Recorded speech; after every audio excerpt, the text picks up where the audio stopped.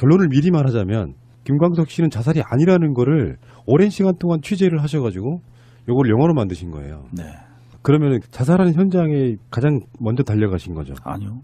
먼저는 아니었어요? 제가 물 먹었어요. SBS가 야근 상황에서 특종을 했죠. 그리고 무지하게 속된 말로 깨졌죠.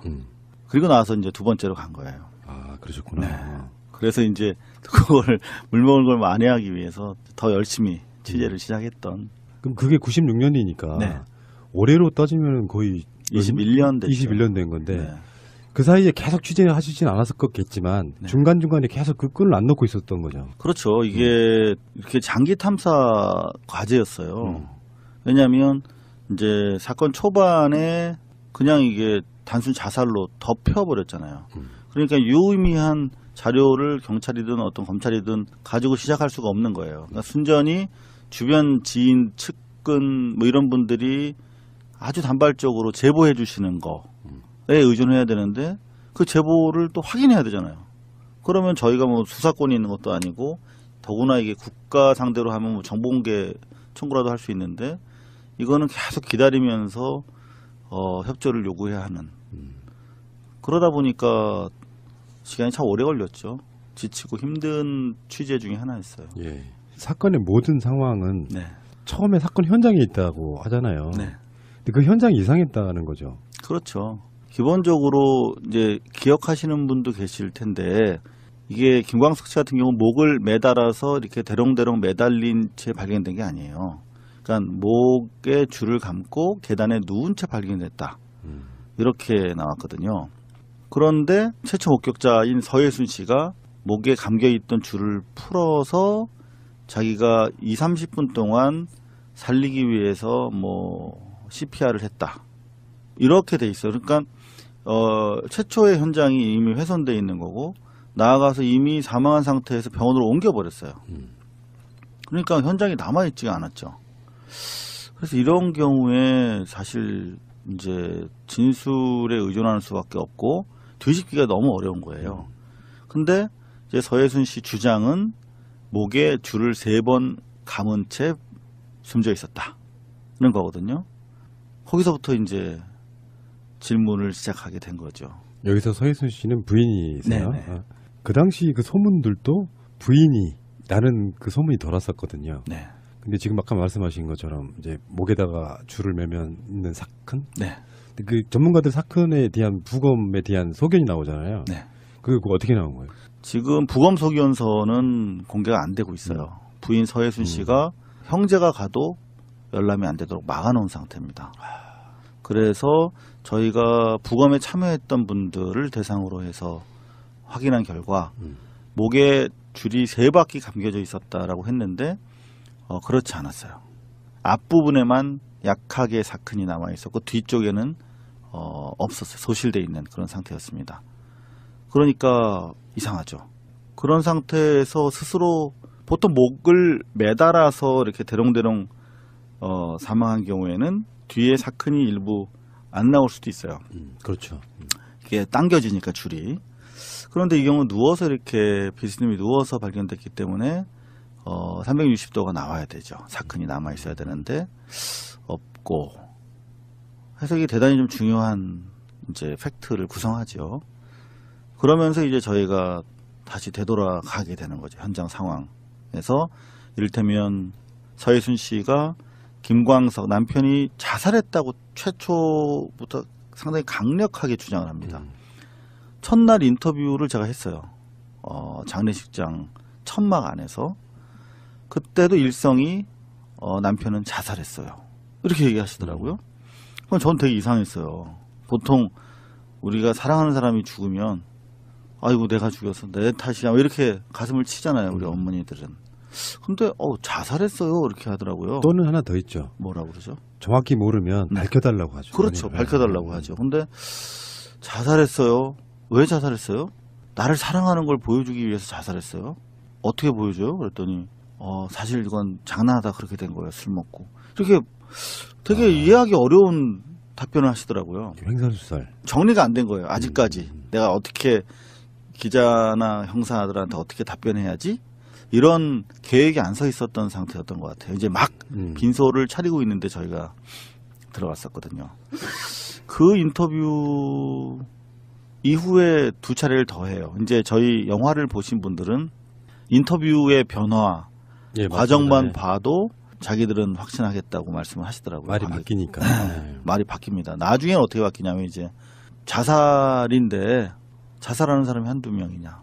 교통사고보다 자살로 죽는 사람이 많은데 왜 이렇게 계속 아이고. 자살이 아니라고 추적하느냐. 뭐 이런 식의 말씀을 하세요. 근데 그 자체를 보시고도 많이 좀 확신들을 가지시는 것 같은데 그 현장 상황에 대한 재구성 과정이 좀 지난한 오랫동안 시간이 소요됐던 취재 과정이었습니다. 근데 그거 말고도 이제 뭐 우울증 약을 먹었었다라든지 하는 네. 이야기 그거에 대해서는 사실상 우울증 약 먹은 게 드러난 게 없죠. 그렇죠. 그러니까 중요한 말씀을 하셨는데 그때 당시 언론 보도를 살펴보시면 이제 서예순 씨가 자살이라고 주장하면서 제기한 2가지 증거가 있어요. 첫 번째는 우울증에 시달렸다.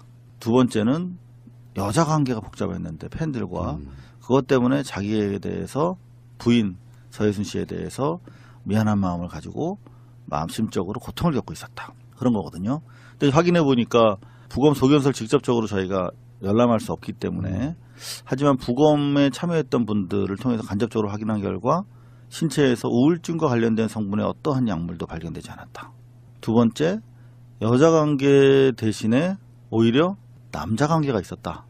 그러니까 부인의 부인 서예순 씨의 남자 관계. 뭐 남의 사생활 영역입니다만은 지금 이 사건 같은 경우 자살이 아닌 것이 명백하므로 그렇다면 누가 죽였냐의 문제로 들어가야 되기 때문에 그렇다면 용의선상에 있는 분의 사생활은 보호받기 어려운 사생활이라고 맞습니다. 생각해서 말씀드립니다만 직전에 부인 서예순 씨가 김광석 씨의 동창과 여행을 갑니다. 그리고 그것 때문에 상심을 해서 이제 이혼하기로 결정을 하고 사망 직전 통보를 하죠. 아, 무섭다. 부인에게. 참 무서워요. 이혼을 하게 되면 네. 유책 배우자 문제가 발생할 수 있고요. 유자료 문제가 있을 수도 있고요. 궁극적으로는 이제 저작권 문제도 있을 수 있고요. 네. 근데 그 상황에서 이제 어떤 사람인가를 우리가 이야기해 보기 위해서 혹시 태어난 지 얼마 안 되는 아기를 죽였다는 의혹도 있지 않았어요? 그건 저희가 확인한 내용인데요. 음. 용의선상에 오르면 프로파일링이라는 걸 해야 되잖아요. 그러기 위해서 간단하게 서예순 씨 행적을 살펴보면 3년 전에 김광석 씨가 서예순 씨랑 별거 한 적이 있어요. 한 2달가량. 왜 별거를 했냐면 부인 서예순 씨가 자기가 김광석 씨 만나기 전에 결혼했던 사실을 숨기고 결혼을 한 사실을 뒤늦게 알게 돼요. 아, 초혼이 아니었다. 물론 초혼 아닐 수 있어요. 하지만 얘기는 해야죠. 그죠? 그리고 심지어 자기가 임신 9개월에 애를 돌려서 낳아서 죽이고 그리고 결혼한 사실도 얘기하지 않았어요. 그러니까 9개월에는 이게 임신 중절이 안 되거든요. 그렇죠. 네, 나와야 되는데 그런 경우 영아 살해에 해당되거든요. 그러니까 그런 행적을 저희가 사실 영화 속에 담은 이유는 전문가들 말씀에 따르면 그 경험치라는 게 대단히 중요한데 그런 경험을 해본 사람과 안 해본 사람 상당히 다를 수 있기 때문이죠. 그리고 이제 접근하는 과정도 상당히 의도성이 있었다. 그 주변 서예순 씨 지인들이 이제 뒤늦게 제보를 해오고 계신데 그때 김광석 씨가 막 뜨기 시작할 무렵에 소개시켜달라고 했었다는 거죠. 그때 모 호텔에서 근무하고 계셨는데 그분이 그런 것들을 종합할 때 상당히 의심스럽다. 특히 모든 뭐 이를테면 보험금을 노려서 뭐 배우자를 살해하는 사건들이 참 많지 않습니까? 그런 경우에 수사에 있어서 가장 중요한 게 변사 발생 시 그 사망으로 인해서 재산상의 이득을 얻게 되는 분들에 대해서 우선적으로 맞아요. 사실 네. 조사를 해야 되는 거잖아요. 근데 이 경우는 당시에 원음 빌딩이라고 홍대 아주 핫플레이스에 있는 주차장 골목 예. 바로 뒷골목이에요. 핫플레이스에 있는 4층 건물. 그게 한 40억 정도. 되게 큰 건물입니다. 그리고 저작권이 플러스 마이너스 한 100억 정도. 그러니까 그 정도 엄청난 사실 재산권이 서예순 씨 부인에게로 넘어가게 되는데, 그렇다면은 좀 더 철저하게 했어야 되는데, 부인이 워낙 초반부터 자살이라고 강변을 하고 우울증, 여자관계 이런 것들이 언론에 먹히면서 경찰도 수사하는 데 상당히 부담을 가지고 있었던 것 같아요. 지금처럼 어떤 정황들이 큰 그림이 나오면 수사할 수 있었겠지만 수사하는 사람들 입장에서는 그게 그냥 대충 지나갔을 수도 있다고 생각이 들고 지금에 와서 보면 그게 보이는 거잖아요. 큰 그림이. 그렇죠. 이를테면 당시만 해도 뭐 전에 이혼 사실이 있었는지 그런 내용은 몰랐죠, 다. 그리고 직전에 부인이 바람을 폈는지 뭐 이런 내용들이 알려지지 않은 상황에서 무리하게 수사하기는 좀 힘들었을 거예요. 하지만 그럼에도 불구하고 좀 더 적극적으로 수사를 해줬으면 하는 아쉬움은 제기하고 있죠. 근데 문제는 지금 아까 유산 상속 문제도 있는데 서현 양에 대한 네. 그러니까 김서현 양이 김광석 씨의 딸. 딸. 네. 지금 뭐 흔히 말해서 금치산자 이렇게 알려져 있잖아요. 그렇지 않다면서요. 언론 보도에는 금치산자 처분을 받아서 서혜순 씨가 관리하고 있다. 네. 이렇게 뭐 대중문화 논문에도 그렇게 소개가 되고 있는데 저희가 직접 확인해 보니까 금치산자 처분을 받지는 않은 것 같아요. 대한민국 법원에 그런 자료가 없습니다. 이게 무슨 말씀이냐면 원래는 3년 전에 이혼할 만한 사건이 있었다고 말씀드리지 않았습니까? 네. 그런데 그때 이혼을 하고 싶어 했어요. 김광석이. 실제로 당시에 이혼 서류를 함께 떼고 준비 서류를 떼러 다녔다라고 하는 친구 뮤지션의 말씀도 들을 수가 있었거든요. 이혼하고 싶어 했습니다만 아버님, 김광석의 아버님이 대단히 좀 유교적인 분이에요. 대구 출신의 선생님이야. 그러니까 연예인이 모범이 돼야지. 20년 전만 해도 맞아요. 사실 지금 대한민국이랑 많이 달라서 이혼을 하면 남녀를 불문하고 방송에 못 나왔어요. 생각나세요? 딱지가 붙었죠. 네, 방송 출연 정지당했어요. 굉장히 뭔가 나쁜 일을 한 사람처럼 느껴지게 만드는. 그럼요. 네. 그래서 이제 아버님도 반대하시고 해서 이혼을 못한 거예요. 그러니까 이제 김광석 씨는 당시에 내가 나가겠다. 이혼해서 그냥 기타 하나만 들고 나갈게 라고 했는데 주변 진술에 따르면 아니다. 판권까지 주고 가라. 이렇게 얘기했다는 거예요. 부인이. 그래서 아유 안 되겠다. 그래서 이제 그 이후 사건이 있고 나서 앨범이 2개가 나왔어요. 그거는 모두 아버지 명의로 해서 계약을 합니다. 그 신나라 레코드랑. 그래서 모두 4개 앨범을 남기셨는데 고인께서 2개 나머지 세 번째, 네 번째 앨범이 히트곡이 많아요. 그건 아버지 이름으로 돼 있죠. 근데 서혜순 씨가 그걸 집요하게 뺐습니다. 실제로 협박과 공갈과 그런 것들이 행해졌어요. 그러니까 진술로만 저희가 계속 듣고 있었는데 아버님이 돌아가시기 직전에 김광석 씨 아버님이 저한테 유언을 남기셨어요. 그러니까 제가 계속 집을 왕래하면서 취재를 하니까 그 녹음 테이프에 보면 정말 참담한 내용이 있어요. 근데 그 녹음 테이프를 저희가 영화에서 이번에 마찬가지로 처음으로 공개를 했죠. 그거는 뭐 제가 말씀드리는 것보다도 직접 들어보시지 않으면은 좀 그 아버님과 부모님이 느꼈을 공포와 아픔 그런 건 공감하시기 어려울 것 같아요. 최근에 이제 김광석 씨 형제분도 인터뷰에 한 걸 들어봤거든요. 가족들은 아마 그랬던 것 같아요. 20년 넘는 시간 동안 우리 광석이는 죽었을 리가 없어라는 어떤 그 한을 갖고 사는데 법적으로 이제 완결이 된 문제이기 때문에 어떻게 하지도 못하고 있다가 지금 이상호 기자님이 이제 이 영화 만드는 걸 계기로 사회적 반향도 있고 김광석 법 이야기도 나오고 그러면서 다시 용기를 갖고 계시는 게 아닌가 생각이 들고 우리가 왜 방송으로 세월호부터 시작해가지고요. 굉장히 많은 사건들이 사실은 의문사가 많아요. 그렇죠. 알고 보면 이것도 의문사예요. 죽음의 원인이랄까 이런 것들이 밝혀지지 않은 상태에서 종결돼 버린 사건이라고 보는 게 맞겠죠. 맞죠. 그러니까 사실은 김광석 의문사 사건이죠. 기본적으로 모든 변사 사건은 그러니까 방금 말씀하신 것처럼 변사 중에서 의문이 강하게 남는 건 이제 의문사라고 하는데 변사가 한 해 한 3만 건 가깝게 발생을 하고 있거든요. 그러니까 병원에서 돌아가시거나 아니면 뭐 사고로 돌아가시거나 이런 거 말고 그냥 사망한 상태에서 발견되는 거. 왜 죽었는지 누가 죽였는지 자연사인지 구분이 안 가는 거. 그런 걸 일단 변사라고 표현을 하잖아요. 대부분은 이제 자살로 처리가 되고 상당 부분은 기타로 분류가 돼요. 몰라 그건.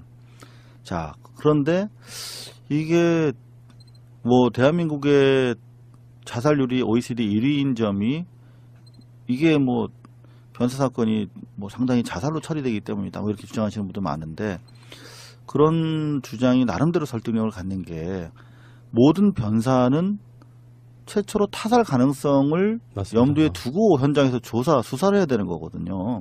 그런데 우리나라 같은 경우에 이제 형사소송법 222조에 따르면 검사가 나가도록 돼 있는데 이 검사분들이 시국 사건을 또 오다 받으시느라고 이런데 정말 중요한 건데 거의 안 나가시죠. 경찰관 분들이 수고를 해주고 계신데 예. 많잖아요, 발생 건수가. 그러다 보니까 감당이 안 되시는 거예요. 전담 부서가 있기 전까지는. 근데 최근 들어서 이제 전담 부서가 만들어지고 있는데 중요한 것은 검안의라고 해서 의사 출신의 전문가가 나가야 되는 거죠. 그래야 몸에 나와 있는 각종 증거들, 단서들을 가지고 범죄 가능성을 유추할 수 있잖아요.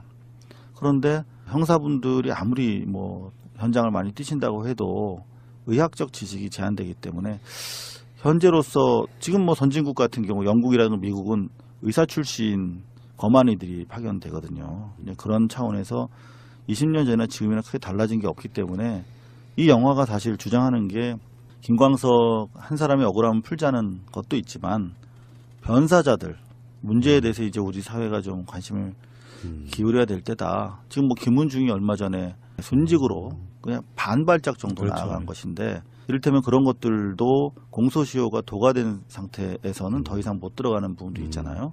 그런 부분에 대해서 좀 우리가 다른 시각을 좀 갖자 하는 그런 메시지도 같이 담고 있습니다. 예. 누구나 상식적으로 생각하는 거예요. 막 형사 이런 걸 떠나가지고 네.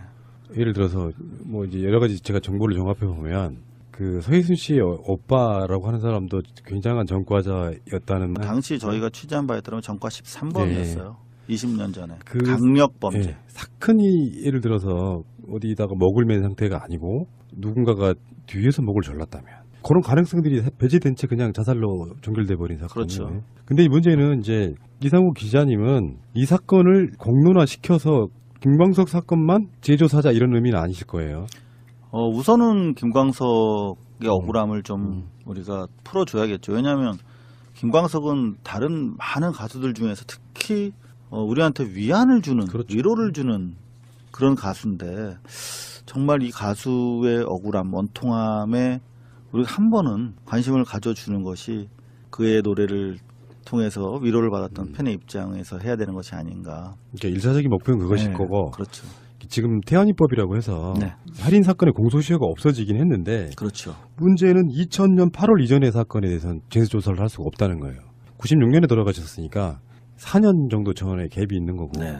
사람이 하는 일이기 때문에 법이 이렇게 돼 있으니 조사 못해가 아니고 법을 만들면 되는 상황인 거죠. 그렇죠. 태완이법보다 더 어떤 다른 의미를 갖고 있는 김광석 법이 만들어져야 된다는 건데 보니까 추혜선 의원하고 안민석 의원이 좀 결합을 하셨어요. 네, 일단 발의는 이제 이달 중으로 추혜선 의원께서 하실 예정이고요. 안민석 의원이 서포트하고 있고 진선미 또 박주발이 박주민? 발의 전문 국회의원 박주민 의원도 관심을 가지고 함께 해주고 계시고요. 그밖에 많은 의원분들이 관심을 가지고 계십니다. 근데 이게 태완이법이 이제 살인 공소시효를 없애주는 역할을 했는데 실제 태완이 사건의 맞아요. 범인은 못 잡아요. 맞아요. 그거 정말 정말 진짜. 짜증나죠. 이거는 말도 안 되는데 여하튼 현장에 이렇게 근무하시는 수사 전문가들 우리 박영수 특검 팀도 왔다 가셨잖아요. 그 영화 보러 네. 왔다고. 자청에서 보고 가셨어요. 근데 그런 말씀 하시더라고. 이제는 우리나라 이제 품격이 달라져야 하는 시기인데 억울함이 있다면 진짜 풀어드려야 하는 거 아니냐. 맞습니다. 그리고 사실 이게 인권의 바로메타거든요. 이게 모든 변사에 대해서 하자는 건 아니고 아주 명백한 새로운 증거, 혐의점이 나타났을 때 용의자를 특정할 수 있고 만약 그 용의자가 살아있다면 뭐 수사하자 뭐 이런 거거든요. 그렇기 때문에 추가적인 어떤 그 행정 비용도 크지 않다고 해요. 그렇다면 이게 모든 법이라는 게 그 법 제정으로 인해서 피해보는 세력들이 항상 있잖아요. 이게 제로섬인 경우가 많으니까 이 경우는 이 법이 통과됐을 경우 피해보는 집단이 살인자 집단 이분들은 크게 피해를 보겠죠. 자칫 감옥에 가거나 벌을 받아야 되니까. 근데 그분들 말고는 없어요. 따라서 좀 국민 여론만 뒷받침된다면 꼭 좀 통과가 공갈과 그런 것들이 행해졌어요. 그러니까 진술로만 저희가 계속 듣고 있었는데 아버님이 돌아가시기 직전에 김광석 씨 아버님이 저한테 유언을 남기셨어요. 그러니까 제가 계속 집을 왕래하면서 취재를 하니까 그 녹음 테이프에 보면 정말 참담한 내용이 있어요. 근데 그 녹음 테이프를 저희가 영화에서 이번에 마찬가지로 처음으로 공개를 했죠.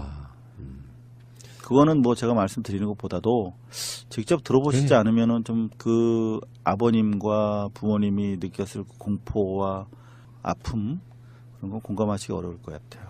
최근에 이제 김광석 씨 형제분도 인터뷰 한 걸 들어봤거든요.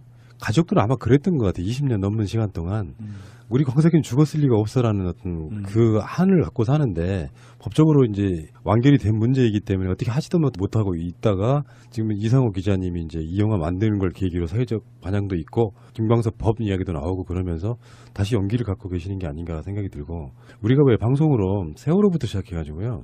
굉장히 많은 사건들이 사실은 의문사가 많아요. 아, 그렇죠. 알고 보면 이것도 의문사예요. 죽음의 원인이랄까 이런 것들이 밝혀지지 않은 상태에서 종결돼 버린 사건이라고 보는 게 맞겠죠. 맞죠. 그러니까 사실은 김광석 의문사 사건이죠. 기본적으로 모든 변사 사건은 그러니까 방금 말씀하신 것처럼 변사 중에서 의문이 강하게 남는 건 이제 의문사라고 하는데 변사가 한 해 한 3만 건 가깝게 발생을 하고 있거든요. 그러니까 병원에서 돌아가시거나 아니면 뭐 사고로 돌아가시거나 이런 거 말고 그냥 사망한 상태에서 발견되는 거. 왜 죽었는지 누가 죽였는지 자연사형인지 구분이 안 가는 거. 그런 걸 일단 변사라고 표현을 하잖아요. 대부분은 이제 자살로 처리가 되고 상당 부분은 기타로 분류가 돼요. 몰라 그건.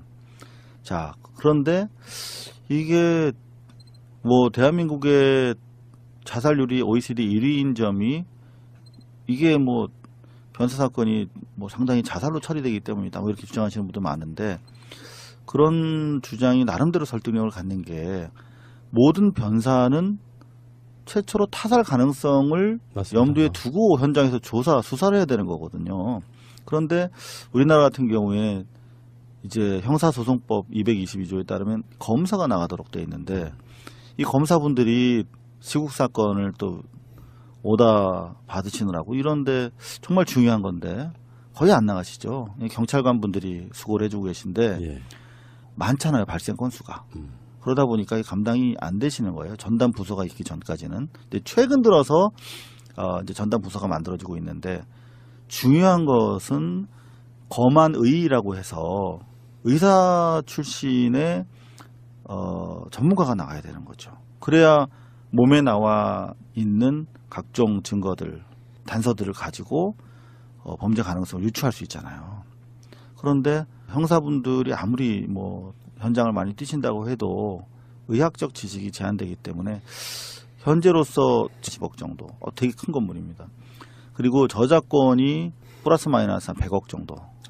그러니까 그 정도 엄청난 사실 재산권이 서예순 씨 부인에게로 넘어가게 되는데 그렇다면은 좀 더 철저하게 했어야 되는데 부인이 워낙 초반부터 자살이라고 강변을 하고 우울증, 여자관계 이런 것들이 언론에 먹히면서 경찰도 수사하는 데 상당히 부담을 가지고 있었던 것 같아요. 지금처럼 어떤 정황들이 큰 그림이 나오면 수사할 수 있었겠지만 수사하는 사람들 입장에서는 그게 그냥 대충 지나갔을 수도 있다고 생각이 들고 지금에 와서 보면 그게 보이는 거잖아요. 큰 그림이. 그렇죠. 이를테면 당시만 해도 뭐 전에 이혼 사실이 있었는지 그런 내용은 몰랐죠. 다. 그리고 직전에 부인이 바람을 폈는지 뭐 이런 내용들이 알려지지 않은 상황에서 무리하게 수사하기는 좀 힘들었을 거예요. 하지만 그럼에도 불구하고 좀 더 적극적으로 수사를 해줬으면 하는 아쉬움은 제기하고 있죠. 근데 문제는 지금 아까 유산 상속 문제도 있는데 서현 양에 대한 네. 그러니까 김서현 양이 김광석 씨의 딸. 네. 지금 뭐 흔히 말해서 금치산자 이렇게 알려져 있잖아요. 그렇지 않다면서요. 언론 보도에는 금치산자 처분을 받아서 서혜순 씨가 관리하고 있다. 네. 이렇게 뭐 대중문화 논문에도 그렇게 소개가 되고 있는데 저희가 직접 확인해 보니까 금치산자 처분을 받지는 않은 것 같아요. 대한민국 법원에 그런 자료가 없습니다. 이게 무슨 말씀이냐면 원래는 3년 전에 이혼할 만한 사건이 있었다고 말씀드리지 않았습니까? 예. 그런데 그때 이혼을 하고 싶어 했어요. 김광석이. 실제로 당시에 이혼 서류를 함께 떼고 준비 서류를 떼러 다녔다라고 하는 친구 뮤지션의 말씀도 들을 수가 있었거든요. 이혼하고 싶어 했습니다만 아버님, 김광석의 아버님이 대단히 좀 유교적인 분이에요. 대구 출신의 선생님이야. 그러니까 연예인이 모범이 돼야지. 20년 전만 해도 맞아요. 사실 지금 대한민국이랑 많이 달라서 이혼을 하면 남녀를 불문하고 방송에 못 나왔어요. 생각나세요? 딱지가 붙었죠. 네, 방송 출연 정지당했어요. 굉장히 뭔가 나쁜 일을 한 사람처럼 느껴지게 만드는. 그럼요. 네. 그래서 이제 아버님도 반대하시고 해서 이혼을 못한 거예요. 그러니까 이제 김광석 씨는 당시에 내가 나가겠다. 이혼해서 그냥 기타 하나만 들고 나갈게 라고 했는데 주변 진술에 따르면 아니다. 판권까지 주고 가라. 이렇게 얘기했다는 거예요. 부인이. 그래서 아유 안 되겠다. 그래서 이제 그 이후 사건이 있고 나서 앨범이 2개가 나왔어요. 그거는 모두 아버지 명의로 해서 계약을 합니다. 그 신나라 레코드랑. 그래서 모두 4개 앨범을 남기셨는데 고인께서 2개 나머지 세 번째, 네 번째 앨범이 히트곡이 많아요. 그건 아버지 이름으로 돼 있죠. 근데 서예순 씨가 그걸 집요하게 뺐습니다. 실제로 협박과 목에 줄이 3바퀴 감겨져 있었다라고 했는데 그렇지 않았어요. 앞부분에만 약하게 사큰이 남아 있었고 뒤쪽에는 없었어요. 소실돼 있는 그런 상태였습니다. 그러니까 이상하죠. 그런 상태에서 스스로 보통 목을 매달아서 이렇게 대롱대롱 사망한 경우에는 뒤에 사큰이 일부 안 나올 수도 있어요. 그렇죠. 이게 당겨지니까 줄이. 그런데 이 경우 누워서 이렇게 비스님이 누워서 발견됐기 때문에 360도가 나와야 되죠. 사큰이 남아 있어야 되는데 없고 해서 이게 대단히 좀 중요한 이제 팩트를 구성하죠. 그러면서 이제 저희가 다시 되돌아가게 되는 거죠. 현장 상황에서 이를테면 서예순 씨가 김광석 남편이 자살했다고 최초부터 상당히 강력하게 주장을 합니다. 첫날 인터뷰를 제가 했어요. 장례식장 천막 안에서. 그때도 일성이 남편은 자살했어요. 이렇게 얘기하시더라고요. 그건 전 되게 이상했어요. 보통 우리가 사랑하는 사람이 죽으면 아이고 내가 죽여서 내 탓이야 이렇게 가슴을 치잖아요. 우리 어머니들은. 근데 자살했어요 이렇게 하더라고요. 또는 하나 더 있죠. 뭐라고 그러죠? 정확히 모르면 밝혀달라고 하죠. 그렇죠. 밝혀달라고 하죠. 근데 자살했어요. 왜 자살했어요? 나를 사랑하는 걸 보여주기 위해서 자살했어요. 어떻게 보여줘요? 그랬더니 사실 이건 장난하다 그렇게 된 거예요. 술 먹고. 이렇게 되게 이해하기 어려운 답변을 하시더라고요. 횡설수설. 정리가 안 된 거예요. 아직까지. 내가 어떻게 기자나 형사들한테 어떻게 답변해야지? 이런 계획이 안 서 있었던 상태였던 것 같아요. 이제 막 빈소를 차리고 있는데 저희가 들어갔었거든요. 그 인터뷰 이후에 2차례를 더 해요. 이제 저희 영화를 보신 분들은 인터뷰의 변화 과정만 봐도 자기들은 확신하겠다고 말씀을 하시더라고요. 말이 바뀌니까. 말이 바뀝니다. 나중에는 어떻게 바뀌냐면 이제 자살인데 자살하는 사람이 한두 명이냐. 교통사고보다 자살로 죽는 사람이 많은데 왜 이렇게 계속 자살이 아니라고 추적하느냐. 뭐 이런 식의 말씀을 하세요. 근데 그 자체를 보시고도 많이 좀 확신들을 가지시는 것 같은데 그 현장 상황에 대한 재구성 과정이 좀 지난한 오랫동안 시간이 소요됐던 취재 과정이었습니다. 그거 말고도 이제 뭐 우울증 약을 먹었었다라든지 하는 이야기 그거에 대해서는 사실상 우울증 약 먹은 게 드러난 게 없죠. 그렇죠. 그러니까 중요한 말씀을 하셨는데 그때 당시 언론 보도를 살펴보시면 이제 서예순 씨가 자살이라고 주장하면서 제기한 2가지 증거가 있어요. 첫 번째는 우울증에 시달렸다. 2번째는 여자 관계가 복잡했는데 팬들과 그것 때문에 자기에 대해서 부인 서예순 씨에 대해서 미안한 마음을 가지고 마음심적으로 고통을 겪고 있었다. 그런 거거든요. 근데 확인해 보니까 부검 소견서를 직접적으로 저희가 열람할 수 없기 때문에 하지만 부검에 참여했던 분들을 통해서 간접적으로 확인한 결과 신체에서 우울증과 관련된 성분의 어떠한 약물도 발견되지 않았다. 2번째, 여자 관계 대신에 오히려 남자 관계가 있었다. 그러니까 부인의 부인 서예순 씨의 남자 관계. 뭐 남의 사생활 영역입니다만은 지금 이 사건 같은 경우 자살이 아닌 것이 명백하므로 그렇다면 누가 죽였냐의 문제로 들어가야 되기 때문에 그렇다면 용의선상에 있는 분의 사생활은 보호받기 어려운 사생활이라고 맞습니다. 생각해서 말씀드립니다만 직전에 부인 서예순 씨가 김광석 씨의 동창과 여행을 갑니다. 그리고 그것 때문에 상심을 해서 이제 이혼하기로 결정을 하고 사망 직전 통보를 하죠. 아, 무섭다. 부인에게. 참 무서워요. 이혼을 하게 되면 네. 유책 배우자 문제가 발생할 수 있고요. 유자료 문제가 있을 수도 있고요. 궁극적으로는 이제 저작권 문제도 있을 수 있고요. 네. 근데 그 상황에서 이제 어떤 사람인가를 우리가 이야기해 보기 위해서 혹시 태어난 지 얼마 안 되는 아기를 죽였다는 의혹도 있지 않았어요? 그건 저희가 확인한 내용인데요. 음. 용의선상에 오르면 프로파일링이라는 걸 해야 되잖아요. 그러기 위해서 간단하게 서예순 씨 행적을 살펴보면 3년 전에 김광석 씨가 서예순 씨랑 별거 한 적이 있어요. 한 2달가량. 왜 별거를 했냐면 부인 서예순 씨가 자기가 김광석 씨 만나기 전에 결혼했던 사실을 숨기고 결혼을 한 사실을 뒤늦게 알게 돼요. 아, 초혼이 아니었다. 물론 초혼 아닐 수 있어요. 하지만 얘기는 해야죠. 그죠? 그리고 심지어 자기가 임신 9개월에 애를 돌려서 낳아서 죽이고 그리고 결혼한 사실도 얘기하지 않았어요. 그러니까 9개월에는 이게 임신 중절이 안 되거든요. 그렇죠. 네, 나와야 되는데 그런 경우 영아살해에 해당되거든요. 그러니까 그런 행적을 저희가 사실 영화 속에 담은 이유는 전문가들 말씀에 따르면 그 경험치라는 게 대단히 중요한데 그런 경험을 해본 사람과 안 해본 사람 상당히 다를 수 있기 때문이죠. 그리고 이제 접근하는 과정도 상당히 의도성이 있었다. 그 주변 서예순 씨 지인들이 이제 뒤늦게 제보를 해오고 계신데 그때 김광석 씨가 막 뜨기 시작할 무렵에 소개시켜달라고 했었다는 거죠. 그때 모 호텔에서 근무하고 계셨는데 그분이 그런 것들을 종합할 때 상당히 의심스럽다. 특히 모든 뭐 이를테면 보험금을 노려서 뭐 배우자를 살해하는 사건들이 참 많지 않습니까? 그런 경우에 수사에 있어서 가장 중요한 게 변사 발생 시 그 사망으로 인해서 재산상의 이득을 얻게 되는 분들에 대해서 우선적으로 맞아요. 사실 네. 조사를 해야 되는 거잖아요. 근데 이 경우는 당시에 원음 빌딩이라고 홍대 아주 핫플레이스에 있는 주차장 골목 예. 바로 뒷골목이에요. 핫플레이스에 있는 4층 건물. 그게 한 4. 결론을 미리 말하자면 김광석 씨는 자살이 아니라는 거를 오랜 시간 동안 취재를 하셔가지고 요걸 영화로 만드신 거예요. 네. 그러면 자살하는 현장에 가장 먼저 달려가신 거죠. 아니요. 먼저는 아니었어요? 제가 물 먹었어요. 음. SBS가 야근 상황에서 특종을 했죠.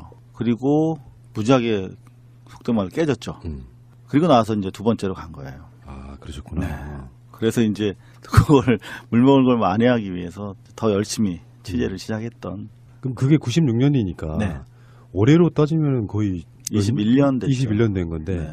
그 사이에 계속 취재를 하시진 않았었겠지만 네. 중간중간에 계속 그 끈을 안 놓고 있었던 거죠. 그렇죠. 이게 이렇게 장기 탐사 과제였어요. 왜냐하면 이제 사건 초반에 그냥 이게 단순 자살로 덮여버렸잖아요.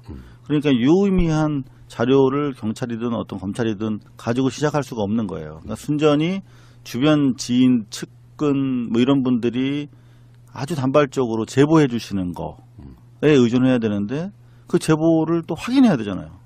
그러면 저희가 뭐 수사권이 있는 것도 아니고 더구나 이게 국가 상대로 하면 뭐 정보공개 청구라도 할 수 있는데 이거는 계속 기다리면서 협조를 요구해야 하는 그러다 보니까 시간이 참 오래 걸렸죠.